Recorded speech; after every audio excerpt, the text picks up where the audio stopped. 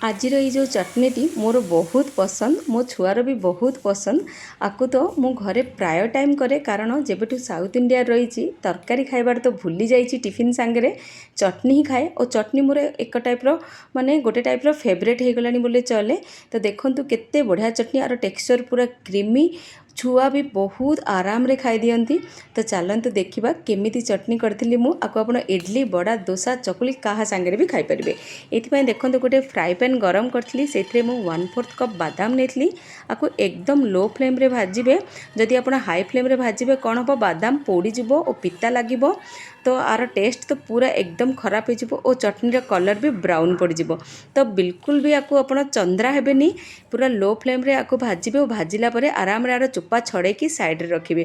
तापर देखो same pan रे मु गोटे चामच तेल नहीं से 2 ରୁ 3 चामच कंचा मुझे देती बुट डाली कारण कंचा बुट डाली रे चटनी बहुत बढ़िया हुए। तापर मुझे गोटे चामच देती मुझे जीरा ताको टिके भाजिला परे एठी देती गोटे छोट साइज रो पियाज 5 ରୁ 6 कोला रसुण हाफ इंच रो अदा और 3टी कंचा लंका देती।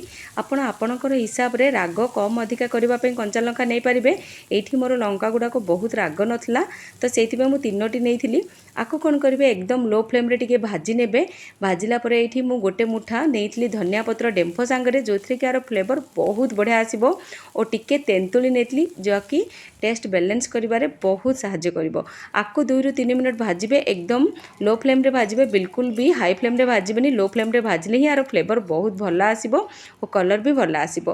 तापरे आपको ब्लेंडिंग जार रे देला परे पूर्वरु भाजी के रखिथिबा बादाम और स्वाद अनुसार लूण और टेस्ट को बैलेंस करबा पई मु टिके चीनी देइथिली।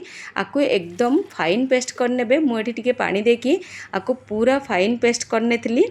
तापरे एठी मु कौन करथली नड़िया देबाकू भूली जाइथली। नड़ियार मु बैक साइड चोपा छड़ेकी देकी पुणी टिके पानी देकी आपको पूरा प्यूरे करनेथली। आपण कंसिस्टेंसी एटी एडजस्ट करनेबे। मते टिके पतला चटनी भल लागे, मु मोटा चटनी भी बनाए बट पतला चटनी मु आज करथली। देखंतु केते बढ़िया क्रीमी टेक्सचर अछि।